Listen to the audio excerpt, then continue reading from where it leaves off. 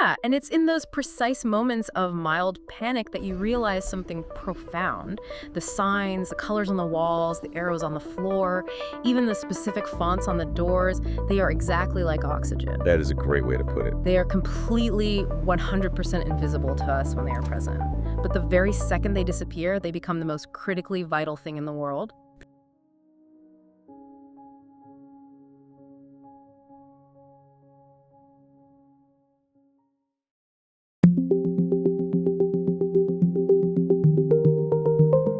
Picture this. You're walking down a long, seemingly endless corridor. We've all been there. Right. The walls are just this sterile, uniform beige. There are no windows whatsoever to give you a sense of where you are in the world. You keep walking, expecting to see a directory, maybe an arrow painted on the wall, or, a friendly little pictograph of a person running toward an open door. Just some kind of visual anchor. Exactly. But you look up, and suddenly you realize there are absolutely no exit signs in sight. Your heart rate ticks up a notch. The hum of the fluorescent lights overhead suddenly feels a lot louder. We've all been in a space like this where suddenly the environment just stops talking to you. It goes completely mute. Yeah, and it's in those precise moments of mild panic that you realize something profound. The signs, the colors on the walls, the arrows on the floor, even the specific fonts on the doors, they are exactly like oxygen. That is a great way to put it. They are completely 100% invisible to us when they are present. But the very second they disappear, they become the most critically vital thing in the world.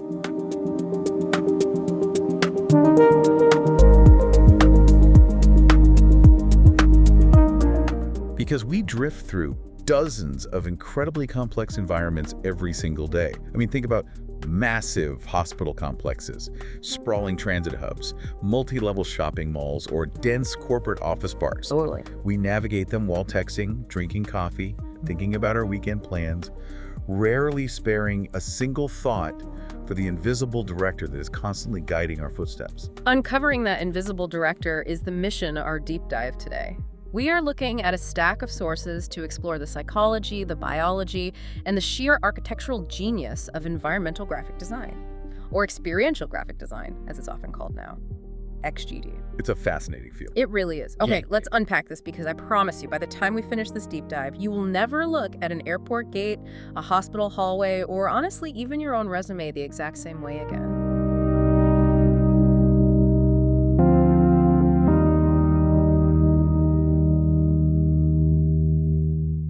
To really understand how dependent we are on this invisible language of space, the sources highlight a surprising historical parallel. It takes us all the way back to October 12, 1492. Christopher Columbus steps onto a shore, genuinely and wholeheartedly convinced that he has just arrived in India. He's looking around at the locals who are adorned in feathers and gold, and he's probably shouting something like, "We made it! We've arrived!" Right, and meanwhile you have to imagine his navigator, Juan de la Cosa, standing right behind him, frantically and mentally flipping through every single map he has ever studied, whispering, "Arrived where? Exactly." Columbus was dead wrong, and yet he spent the rest of his life stubbornly refusing to admit that he had hit an entirely new continent. If we connect this to the bigger picture, Columbus's journey is a perfect metaphor for how you and I navigate our modern world every day. We all move through physical space relying on our own internal mental maps. And those maps are flawed. Highly flawed. Those mental maps are often incredibly fuzzy, approximate, and sometimes completely and hilariously wrong. But the crucial difference between Columbus and us is that Columbus had absolutely zero clues to correct his mental map. He was flying blind. We have thousands of clues surrounding us at all times. We just rarely acknowledge them. That invisible safety net of clues is experiential graphic design.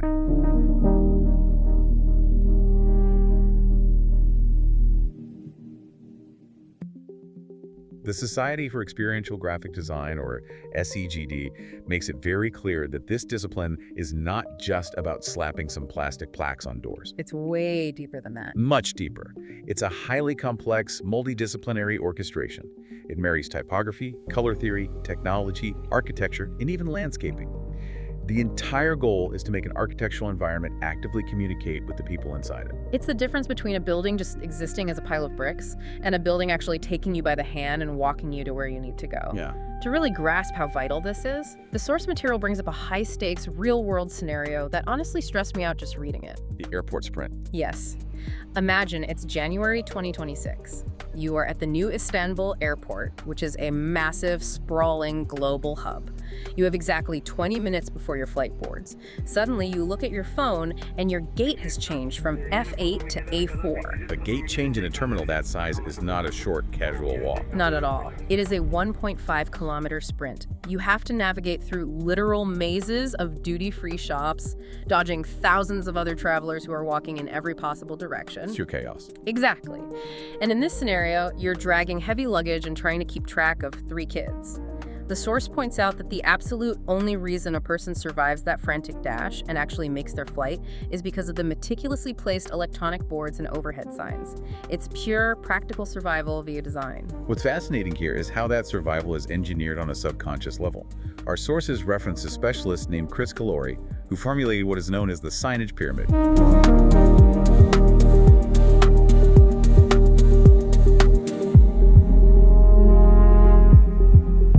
The signage pyramid. Right. It breaks down the 3 foundational pillars of any successful navigation program. It explains exactly why you can make that sprint without getting lost or breaking down in tears.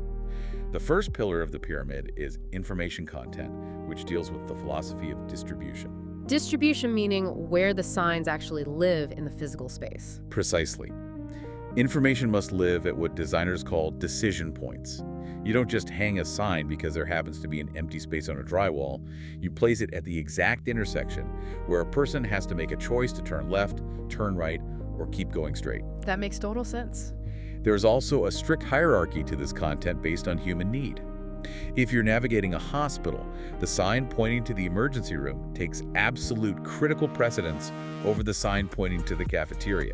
The environment prioritizes the most urgent information to reduce cognitive load in high-stress situations. Here's where it gets really interesting, because the second pillar of Calori's pyramid is the graphic system. I always assumed the look of a sign was just an aesthetic choice, but the sources dive heavily into the biology of reading on the move.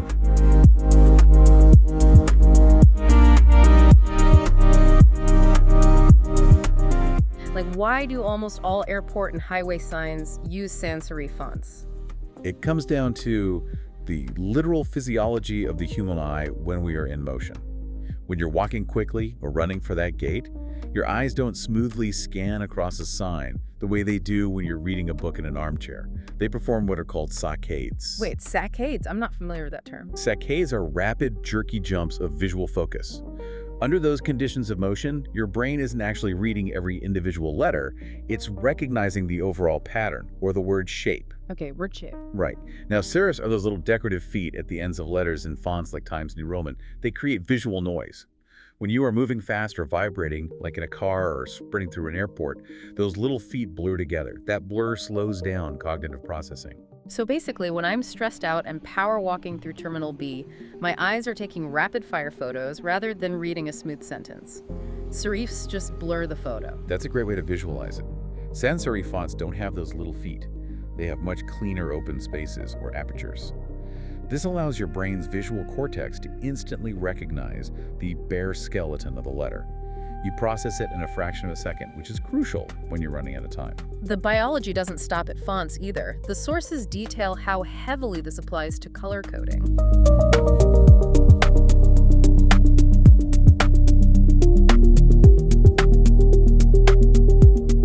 Color is incredibly visceral.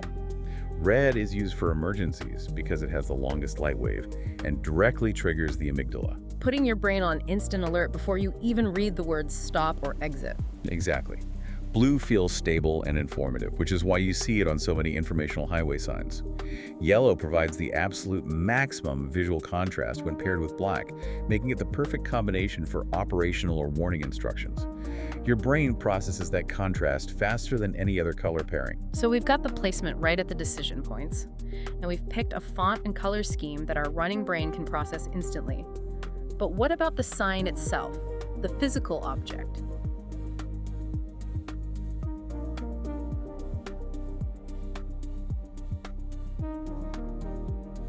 That brings us to the third pillar of the signage pyramid, the hardware system. This essentially means that the medium is the message. The physical materials used to construct the signs are telling you a story before you even register the words. Give me an example. Think about a carved, massive stone slab sitting in front of a building. That material screams permanence, tradition, and security. You subconsciously expect a bank or a government building to be inside. I certainly wouldn't trust a bank whose main sign was printed on a flimsy piece of cardboard or a flapping vinyl banner. Right. Conversely, if you see a lightweight, brushed aluminum sign suspended by thin tension wires, it communicates agility, modernity, and speed. You'd expect a tech startup or a modern design firm. Even the finish of the material is a deliberate, highly calculated choice. Like matte versus gloss. Exactly. Designers will specifically choose a matte finish to prevent glare from overhead lights. This ensures that someone walking past at a sharp angle can still easily read the text without the glare obscuring the letters. Every single detail is a conscious choice to keep us moving smoothly. Which makes sense why, when those choices aren't made carefully, the environment turns hostile. The source material recalls this classic 1980s movie trope that perfectly captures this nightmare scenario. Oh, the endless beige hallways. Yes. We've all seen the movie where the protagonist is wandering through endless, identical, gray corporate office floors. They're totally lost, shouting, "People, where are you?" There's no parking information, no directions to the elevators, no cloakroom signs, just endless beige geometry.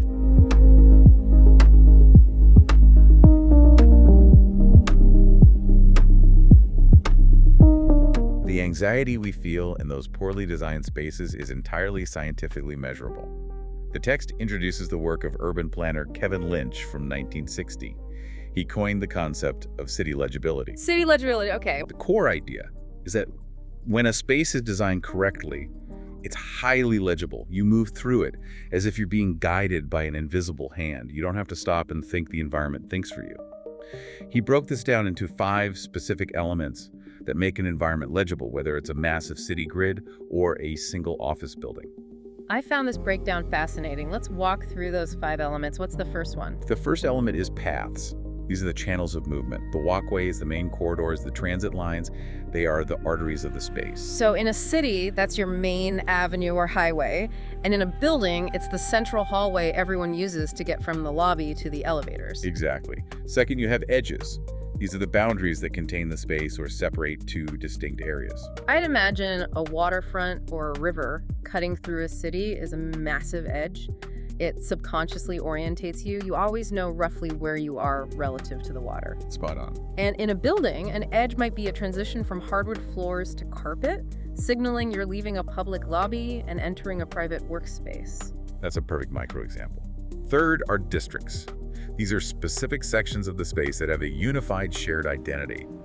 Think of a financial district in a city where the architecture suddenly shifts to towering glass and steel. Or the pediatric wing in a hospital that suddenly features pastel colors, softer lighting, and lower counter heights. You know you've entered a distinct zone. Fourth on Lynch's list are nodes. Nodes are the strategic intersections we talked about earlier, the major decision points where paths cross. A busy town square, a subway transfer station, or the elevator bank on a corporate floor. These are the spots where information content is most critical. And finally, the 5th element is landmarks. These are your visual anchors. A clock tower in a town square, a unique skyscraper in the skyline, or a giant brightly colored sculpture in the center of an airport terminal. When all 5 of these elements, paths, edges, districts, nodes, and landmarks align seamlessly, the navigation system is flawless. It's amazing how much biological impact this has. The sources emphasize that experiential graphic design is not just about making things look pretty or organized, it's a vital form of spatial hygiene.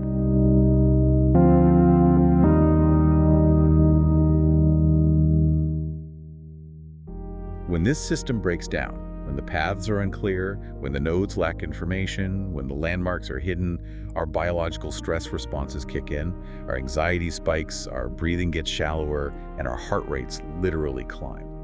Good design is a form of preventative healthcare. It keeps us physiologically calm in complex environments. Once an environment has achieved that baseline of spatial hygiene and keeps us from panicking, it seems like it can elevate to the next level. It transitions from merely being a functional space to becoming a meaningful place. This transition is beautifully mapped out in the source material by theory expert Wayne Hunt. He divides EGD into 3 distinct realms that dictate how we experience the world around us. The first and most foundational is wayfinding. The signs and arrows? Right, this is what we've been discussing, signs, arrows, and maps. But even at this level, it's more than just raw data. The text gives a great example of this. Imagine a beautifully carved wooden sign in a state park pointing down a dirt trail, reading the lake. That isn't just a directional instruction telling you to walk 500 yards. It acts as a promise of a small adventure. The typography and material set an emotional tone before you even start walking. Then we move to the second realm, which is interpretation. This is where the spaces begin to tell stories and offer context.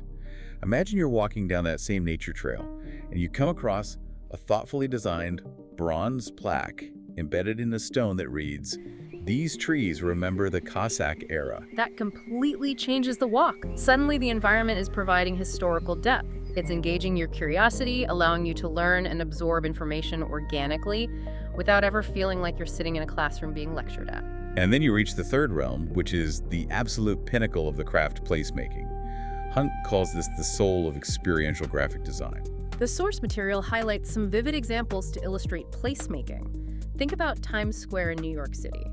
If you somehow stripped away the massive glowing billboards, the scrolling tickers, and the vibrant digital graphics, what are you left with? A very stressful intersection. Literally just a busy, chaotic, concrete intersection. But with those graphics, it transforms into a globally recognized icon. The design is the place. Another brilliant example mentioned in the text is Superkilen Park in Copenhagen. It was originally just an overlooked, slightly sketchy transit zone between neighborhoods. Designers used bold graphic lines painted directly onto the asphalt to redefine the topography of the space. And they didn't stop there. No, more importantly, they incorporated physical objects from 60 different countries to reflect the highly diverse neighborhood surrounding it.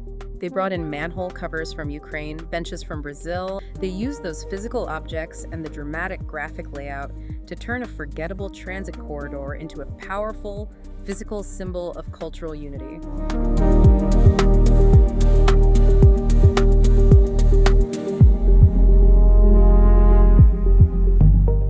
There's a profound quote from the text that sums this up perfectly.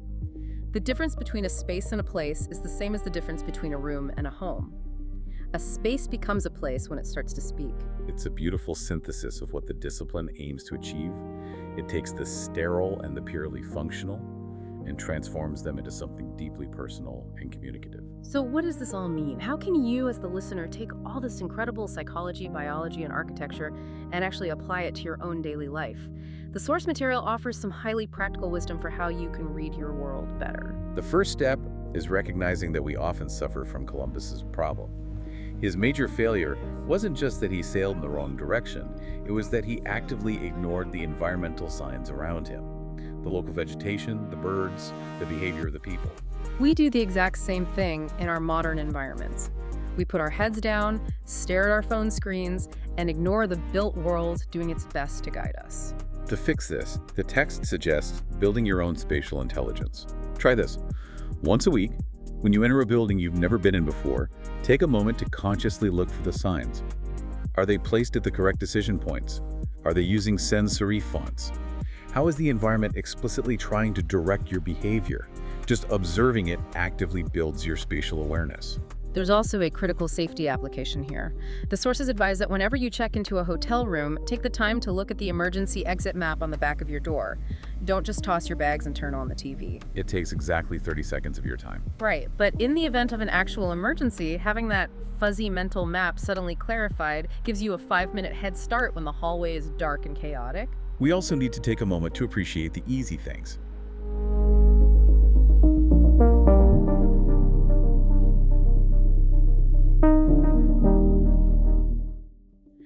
If you walk into a brand new, massive supermarket and you manage to find the milk in under 2 minutes without having to ask a single employee for help, take a second to silently thank an invisible designer. Someone, somewhere, spent hours agonizing over the exact height, color, and placement of that dairy sign just to make your day slightly less stressful. Finally, we can turn this lens inward and audit our own lives. We all have our own internal EGD. The core philosophy of good design is a fundamental respect for another person's time and cognitive load. I love this application. Think about your own resume. Is the layout clean? Is the font legible? Or did you use a heavily serifed font that creates visual noise? Can a hiring manager read it and understand your core value in 10 seconds flat, or are they getting lost trying to find your work history? Look at your physical office space or your shared digital folders at work. Are they organized so intuitively that your colleagues never have to ask you where a document is? By applying these principles, you are essentially providing spatial hygiene for the people around you. It's all about reducing friction. To wrap up the main theme of our sources today, the highest compliment this entire industry can receive is your total lack of awareness. The next time you arrive at your airport gate, breathless but on time, without having broken a sweat from panic, look up at that simple white rectangle with the black sans serif letters. Keep in mind that months of painstaking work by psychologists, typographers, and architects went into the creation of that single sign explicitly so you wouldn't have to notice it. That invisibility is the ultimate triumph of their craft. This raises an important question, one that builds directly on everything we've explored today, but takes it into a different realm entirely. We've spent this deep dive looking at how physical experiential graphic design relies on deep biological triggers, avoiding visual noise during our eyes' rapid saccades, using the color red to intentionally trigger the amygdala, utilizing spatial hygiene to keep our heart rates down. How does all of this translate to your digital life? Think deeply about the architecture of your favorite apps, your social media feeds, and your phone's operating system.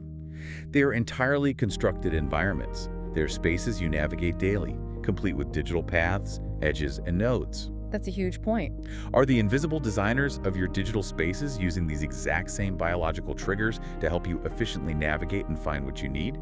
Or are they using these deeply ingrained biological responses, like a red notification badge triggering your amygdala, or a seamless scrolling path with no visual friction to manipulate your digital footsteps, purposefully keeping you wandering through their environment and intentionally hiding the exit signs?